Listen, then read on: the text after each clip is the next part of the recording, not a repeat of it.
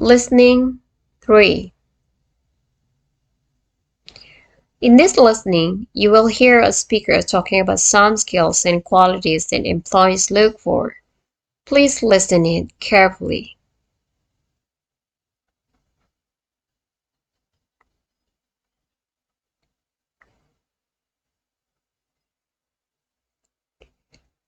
Every year, the National Association of Colleges and Employers, or NACE, surveys employers across the country and asks them to rate the top qualities and skills they see in candidates, specifically new college hires.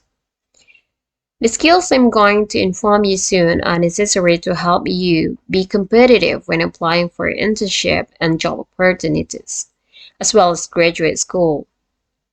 Evaluate your skills and qualities, identify your strengths and areas of growth, and establish a plan to continue to further develop these critical assets. Some of the skills or qualities that employees seek are: number one, it is the ability to verbally communicate with persons inside and outside the organizations. Verbal communication is the act of sharing information between individuals by the use of speech. Any interaction that makes use of spoken words is considered as verbal communication. It is an integral part of the business world.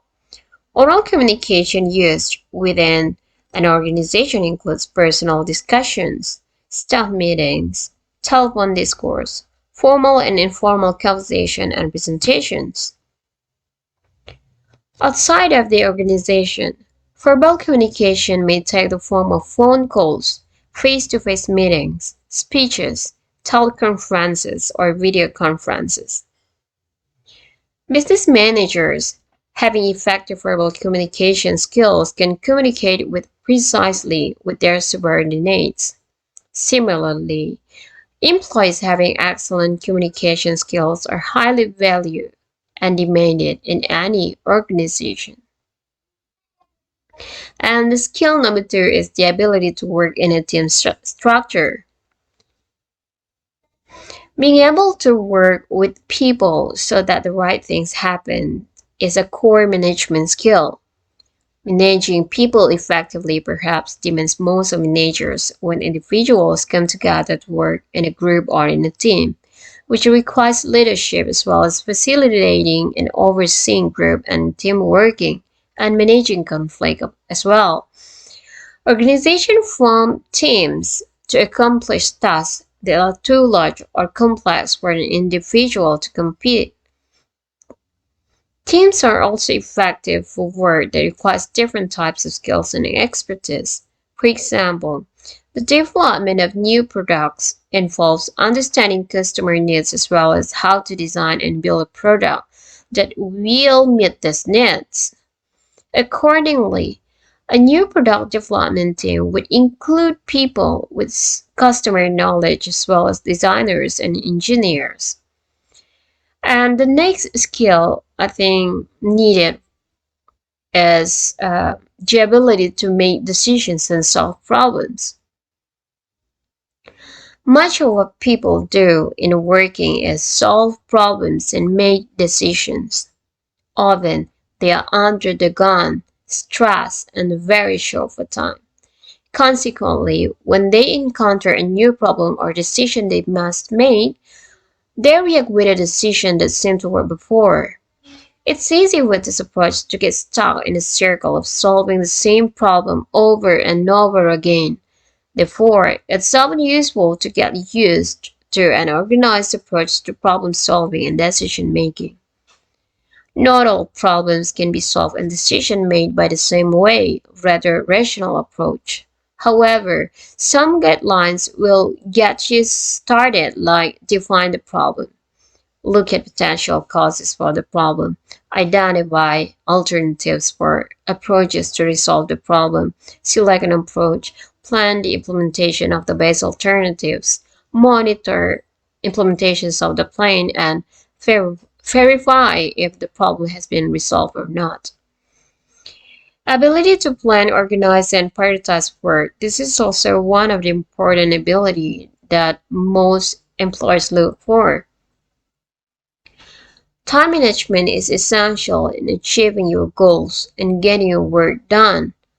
With time management comes organizing, planning, and prioritizing. But why would the interviewer ask about this? The company is interested in how well you manage your time because they want to see if you do your work in an organized way.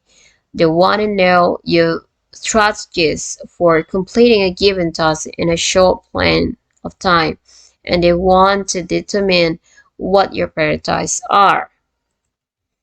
And some other skills are like ability to obtain and process information, and also the ability to analyze quantitative and qualitative data, technical knowledge related to the job, and proficiency with computer software programs. What does it mean to be good with computers?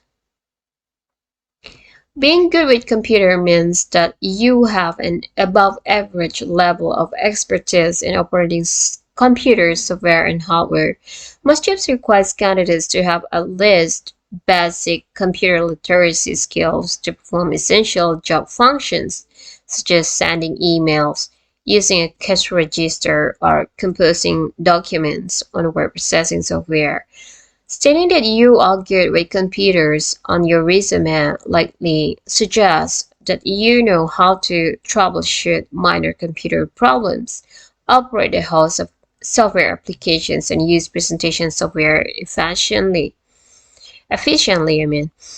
It may also show that you have some knowledge of SEO principles, databases, and analytics. Often, being good with computers means different things to different employers. And consider writing out your specific technical computer skills before you include them in your resume to make sure you are providing accurate information about what you can do.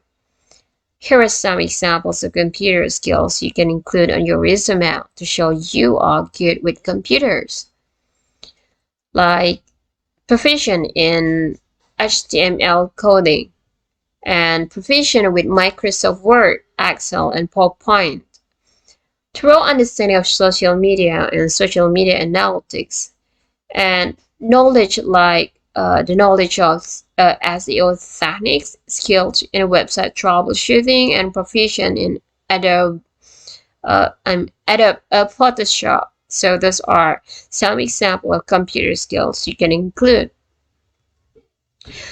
And the last ability, I think, is the ability to sell or influence others. Great salesperson actually have an enormous capacity to influence and persuade others, but it isn't not tactical, but this is actually a tactical influence.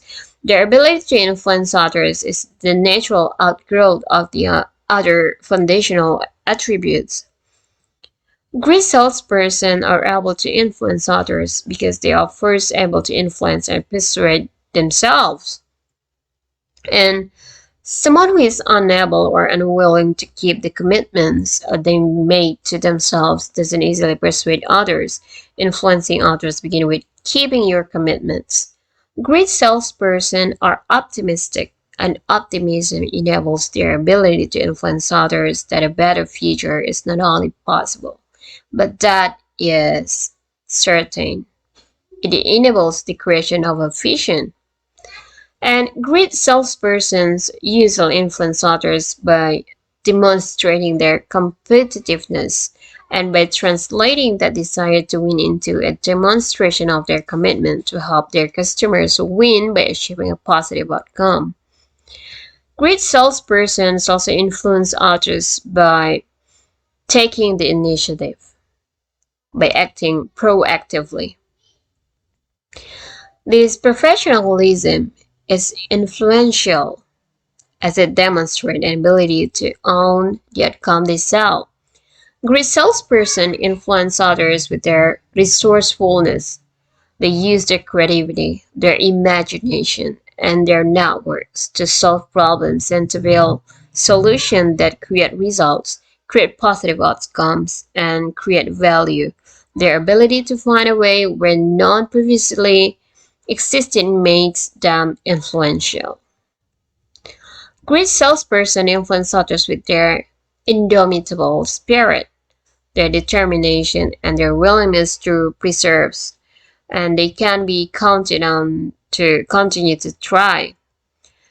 And other great salespersons are influential because they care about their prospects, their clients, and their own team members. The act of caring creates trust, and trust is the foundation of influence.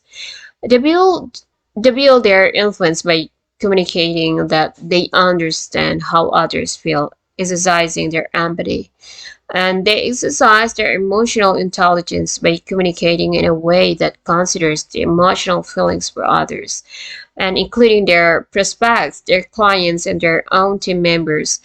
Great salespersons identify the outcomes they can produce to create value for their prospects, their clients, and their own companies by listening first. So, by listening first. One of the keys to their influence is in their ability to listen to others, ensuring that the person to whom they are listening knows that what they are communicating is being heard. Great salespersons also influence others by their ability to ask effective questions. They ask questions that demonstrate their ability to understand the challenges, the problems, and the opportunities. The nature of these questions demonstrates that they have the expertise to be trusted as well as their desire to truly understand. Well, those are the skills and qualities that employees usually look for.